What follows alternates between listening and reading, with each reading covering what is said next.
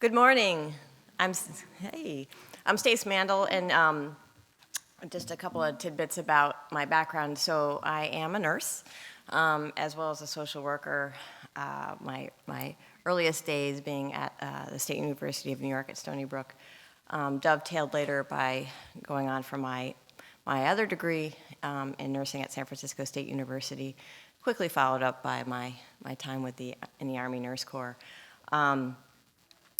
Passion for quality and healthcare has existed throughout my entire life.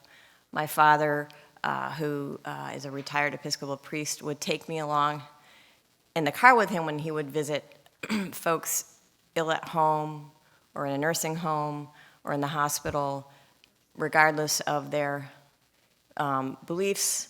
He would go out in the snowstorms in upstate New York, in the pouring rain, to ensure that folks received individual time to talk and work through their convalescence with support. And that was when I was just little. We didn't have seatbelts, remember those days? So I'm here to present, and first of course welcome you, but present on the Impact Act. How many folks in the room, I can't see the virtual hands, know of the Impact Act and what it is? Good, that's great. Excellent. All right. So the Impact Act was a bipartisan bill that was passed in the fall of 2014 and signed into law by President Obama in October of 2014. And it requires the submission of it requires many things, but one of the big areas of requirements is the submission of standardized assessment data to CMS through the modification of the post-acute care assessment instruments for many reasons. The obvious one is improvement in quality outcomes. The other is to require that the data be standardized for data element uniformity. So if you think of your OASIS and the questions and response codes as being data elements, that's when we talk about data elements, that's really what we're talking about. For the ability, through the comparable data, through the uniform data, it would enable comparable data for many purposes. And then the uniform standardized assessment data for improving person-centered care, goals-driven discharge planning through those comparable quality measures, exchangeability of data, and coordinated care. And I'll talk a little bit about this some more as I get through the slides, but the Impact Act was very, very smart in its requirements for standardized data, because once you have sort of uniformity at the atomic level, at the question and response code level, it opens up doors in ways that not having that didn't exist before. So the purposes are to improve Medicare beneficiary outcomes, to allow providers to have access to longitudinal information to facilitate coordinated care, to enable comparable data and quality across the post-acute care settings, and obviously to improve not just hospital, but post-acute care and long-term care, discharge planning, and to research payment approaches that take into considerations complexities of the individual rather than the provider type. And why the attention on post-acute care? Why was this bipartisan bill passed? Escalating costs associated with post-acute care, the lack of standards and interoperability across post-acute care settings, and the goal of establishing payment rates according to individual characteristics rather than provider type, which I just described. So if you think of post-acute care and the four provider types affected were home health agencies, skilled nursing facilities, inpatient rehab facilities, and long-term acute care hospitals, all collecting standardized assessment information, standardized for that provider type, but not standardized concepts across the provider types in those assessment instruments. It would be very much like working in a hospital where every department collects patient information, sort of the same concepts, but differently. It would be very difficult to be able to look at quality across the board, outcomes across the board of that facility, transfer information when you're transferring a patient across across the hallway to another unit. Think about the impossibilities, the obstacles that occur when you don't have that sort of uniformity. So in post-acute care, this is a slide, I won't go into the details, but we're talking about $60 billion or $70 billion annually. In fact, the information on this slide, which stems from MedPAC, is a tiny bit old, but clearly post-acute care, with a total of nearly 40,000 providers, is an area of where Medicare reimbursement exists, where we really need to hunker down and look at quality across these provider types, given that our beneficiaries utilize these services for a longer period of time even than they're in the acute care hospital. So some of this concept of standardized data did not occur in 2014. It has a very long history that dates all the way back, in fact, back to at least the year 2000, and now I'm told even earlier than that. But for this slide, we start in the year 2000, 16 years ago, with BIPA, which required the Secretary to report to Congress, to provide a report to Congress on the standardized assessment items across post-acute care settings. And then followed by the Deficit Reduction Act of 2005, which required the standardization of assessment items used at discharge from an acute care setting and at admission to a post-acute care setting. This established what we call the PAC-PRD, or the Post-Acute Care Payment Reform Demonstration, to harmonize payments for similar settings and for similar conditions across PAC settings. And they really looked at, again, payment based on characteristics. And so in the PAC-PRD, there was put together an instrument, a data collection vehicle called the Care Item Set, or the Care Tool. It was a battery of testing of items not only in post-acute care, but also as required at the time of discharge from the acute care hospital, to look at which items had good, solid validity and reliability. So this, that's the last bullet. So this resulted in the Care Tool, from which we still continue to utilize the information and the lessons learned, and we'll go into that a little bit more. Furthermore, as you are probably very aware, post-acute care was not included in the ARA high-tech incentives, and so unfortunately, the aspect of post-acute care, despite the length of time that our beneficiaries spend in post-acute care and the need for post-acute care, was not a part of the whole EHR adoption requirements or funding or penalties, or in the interoperability aspects of that. So using standardized data and the requirements within the Impact Act, it does talk about standardizing and making interoperable the assessment information, is to help them become engaged in health information exchange and EHR adoption, because we know that when folks are traversing the system, those are points of high risk that having the information can help mitigate the risk. So in the goals, we learned a lot of things from the PAC-PRD, but some of the things that we learned were goals and principles that we use to this day. And some of the basic underlying principles are that data that is uniform, is reusable, is informative, increases reliability and validity, and enables interoperability, with the ultimate goals of fostering seamless care transitions and data information that can follow the individual. And that's one of the pieces of this legislation that's so critical, that the information can follow the person. That is what using standardized data enables. So when we talk about quality measures in post-acute care, and even the development and implementation of standardized assessment items, we have goals and principles that we follow at CMS, beginning with the National Quality Strategy.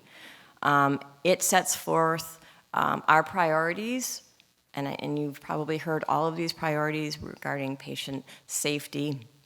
And so CMS has taken the National Quality Strategy and aligned the CMS quality strategy with the National Quality Strategy.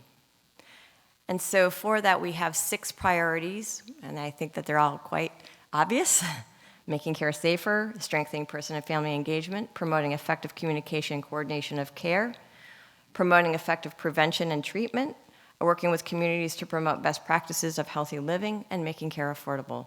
I don't think that any of this is probably news to anyone who has joined this training, but it is important for you to know that these are this is our true north.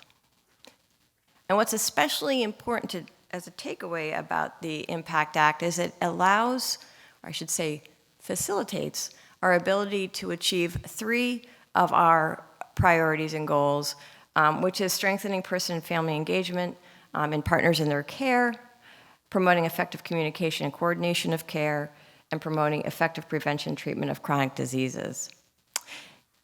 I won't go into the details of it today, but within the Impact Act, there is a requirement that the conditions of participation be promulgated to include the use of the standardized data, specifically the use of the quality measures and the measures to help with discharge planning, and to provide for the individual who's transitioning and their family the information needed to make decisions based on that comparable data.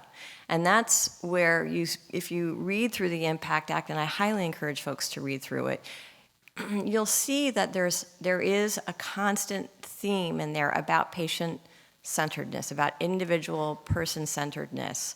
And it's about transformation, about getting to that place where the care that we delivered is based on the individual, and that the information about the individual can help mobilize their person-centered care. And so the second circle really speaks to using that information to coordinate their care. And then for those most frail and vulnerable, it cannot be underscored enough how important it is to have what's necessary to deliver safe, timely, effective services.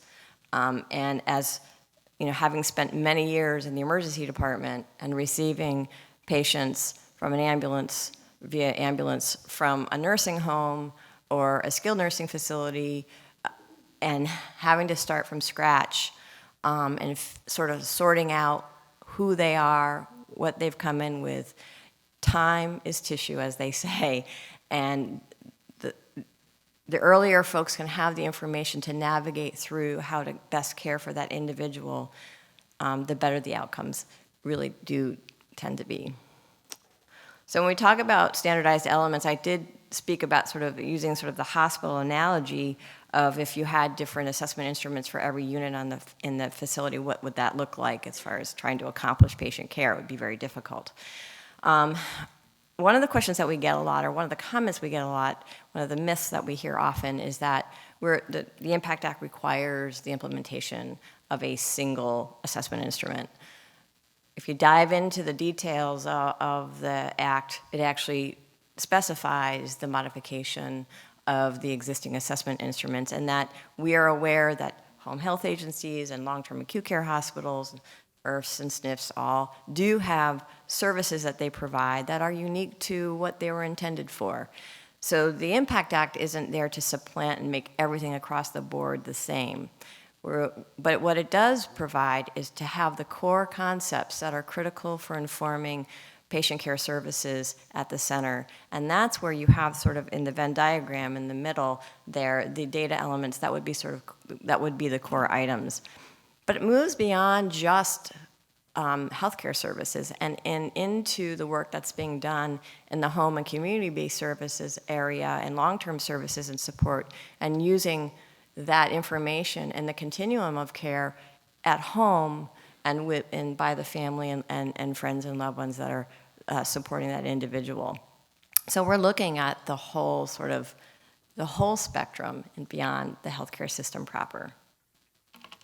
So when we talk about standardized items, although I'm probably speaking to those who already know this, we're talking about collecting that concept. So in this slide, the example is eating in the same way, the same question, the same response code, with some minor variation because we do refer to individuals who are in nursing facilities as residents, and we do refer to individuals that are in the LTCH and for example, as patients. So those sort of nuances that don't affect interoperable exchange of information. One of the goals with CMS and HHS really is to collect information once and use it multiple times. And that's where in our journey into transformation, that's really that's the golden place to get to, right? Where I can submit information and the provider, if I'm a provider, I can submit information for CMS purposes, where they can calculate their quality measures and they can calculate their payment and so forth. But at the local level, you can use the information for clinical decision support, for quality improvement purposes right there for the provider, and for just quality monitoring. But the piece that's really new is to be able to use that same atomic level data element for the person as they traverse the system. And that's sort of that salmon colored rectangle at the end about care transitions. And I'm sure you're already aware of what the assessment instruments look like, but if you don't, this example here is an example of an item out of section GG where they're talking about function and with the response code. So that's what we're talking about with atomic level uniformity. So T really is for transformation. And so what does that ideal state look like? What's the lens that we're looking at this work through? It's the real-time use of standardized and interoperable data to transform healthcare services through care coordination and on-time clinical decision support and provider-level quality improvement. That's really sort of the great place to get to. Enable and support information and data to follow the individual across the healthcare system and into their home and community-based services space. To support the transformation of a fragmented post-acute care delivery and payment system to a patient or individual person-centered one. That's really kind of that's what transformation, if you read the Impact Act, that's what it's calling for. So our mission is to transform and modernize the healthcare system, promoting effective and efficient high-quality care for beneficiaries through the use of standardized, reusable data in order to, sort of summarizing everything I've said, facilitate rapid and accurate exchange of critical patient information to reduce errors, prevent adverse events, and improve care. Allow for the measurement and reporting of comparable quality across providers and provider types. Enable person-centered decision-making using comparable data and to inform the payment models. So we use some guiding principles in the work that we're doing. So I'd like to share those with you. So that we believe that certain principles should be applied in the work related to data standardization, and the data should allow for its reuse. Collect once, use multiple times, what we just talked about. Create a common and spoken information technology language. That's very important, but it's not new to post-acute care. It's just not prevalent in post-acute care as it is in the eligible physician and eligible provider space. To facilitate care coordination through standardized communication, which we sort of talked about, it's a lot easier for the IT systems to exchange information in a way where you're getting, the responses to, somebody's height and weight. If it's the same at the data element level, once you have to start putting into the system some crosswalk, you run risk of interpretation on the receiving end. So that's very important. The other guiding principles are assessment instrument item development shall take into account these essential principles. That the data elements selected for use reside in the public domain. That item development should occur through a consensus-based development process, the application of current science, and adherence to the statutory requirements under the Impact Act. And this is a picture of what that ideal state looks like, where information follows the person, and they're sort of traversing the system, and they have their EMR, they can access, they go into the providers, they move, across the continuum, they get discharged, from their episode, their home, getting follow-up, and the support and services that they need in their own community dwelling. So we actually don't have a slide that talks about the quality measures and the resource use and other measures, but this is a slide that talks about the modification of the 4 assessment instruments and the due date for that. So for home health agencies, it's January 1, 2019, and there are 5 specific categories called out in the Impact Act where the assessment instruments to be modified to collect standardized data. And those data categories are functional status, cognitive function and mental status, special services and treatments and interventions, medical conditions and comorbidities, impairments, and other categories as required by the Secretary. Most of you are also familiar with the quality measures and the resource use and other measures, and there is a slide at the end that sort of depicts all of those. The implementation time of the quality measures, which by law require the use of the standardized assessment data, pressure ulcer measure is one of them. Those dates vary by provider type and by measure. And for home health specifically, there was a slide that sort of breaks that out. And that's the slide. And in this slide, which I cannot read from up here, and there are prizes to people who can depict it, it's in here what the 8 measures, the 5 quality measures and the 3 resource use and other measures are all in this slide. And the dates and the timelines. And there are other requirements from within the Act, such as the confidential feedback reports that get implemented a year after the measures are implemented, the quality or resource use measures are implemented, public reporting of the data, and so forth. And I guess now is the time for questions. Yes.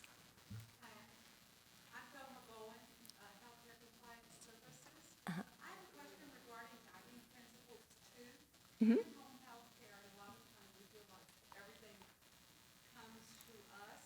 And I'm very interested in your item development shall occur through a consensus-based development process. Mm-hmm. Can you conceptualize that for me? How would it work? Yep, I'm glad you asked the question because I was actually going to dive into it, but I wasn't sure how much time I had. So, for example, there's actually 2 things to touch on. One is the law requires that we go through public comment. I'm not sure if you're receiving, but we do seek public comment. We just actually closed a public comment period on standardized assessment items. So that's one area. But in the development of the items that landed in the post-acute care payment reform demonstrations care item set, those items that wound up getting tested went through a very rigorous consensus building activity through the therapy services, nursing experts, physician experts, getting together, multiple technical expert panels, that sort of consensus work to sort of land where they landed for the testing.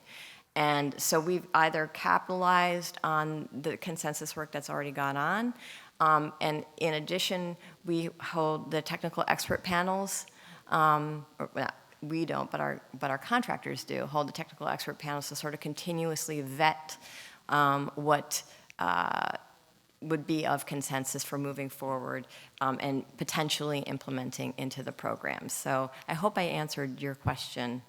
Yeah. For me as a nurse, it's very important. Yeah. Thank you. Any other questions?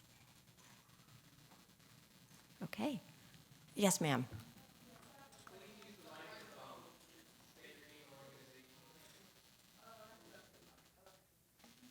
Where are the mics? Oh, there. Hi, is it on? Okay, I'm Sean Hamilton with Access Healthcare. You mentioned a reporting requirement for healthcare beginning in 2019. Mm-hmm. Okay, will this be in the current OASIS set, whatever it may be at that time, or will it be through a portal such as like with value-based purchase? Portal. Okay.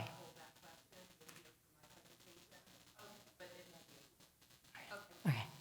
Thank you. My portal. Gotcha. Okay, all right. I think we're good. We'll go on to Nicole. Thank you, Nicole. Thank you.